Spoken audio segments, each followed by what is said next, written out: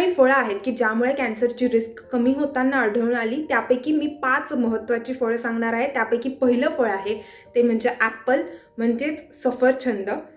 जेव्हा एखादी व्यक्ती सफरचंद खाते तेव्हा जवळपास लंग कॅन्सरची रिस्क ही 12%ने, कोलोरेक्टल कॅन्सरची रिस्क ही जवळपास 25%ने, इसोफॅगल म्हणजेच अन्ननलिकेच्या कॅन्सरची रिस्क ही जवळपास 34%, डायजेस्टिव्ह ट्रॅक्टच्या कॅन्सरची रिस्क जवळपास 41% आणि ब्रेस्ट कॅन्सरची रिस्क ही जवळपास 11%ने कमी होताना आढळून आली. कारण ॲपलमध्ये वेगवेगळ्या प्रकारचे बायोॲक्टिव्ह फिनॉलिक कंपाऊंड्स इन्व्हॉल्व्ह असतात.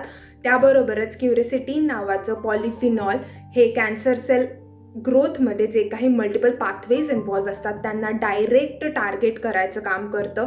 उदाहरणार्थ सेल डेथ असेल किंवा शरीरात पसरणारा ट्यूमर असेल, यांना टार्गेट करायचं काम हे क्युरेसेटिन करत असतं.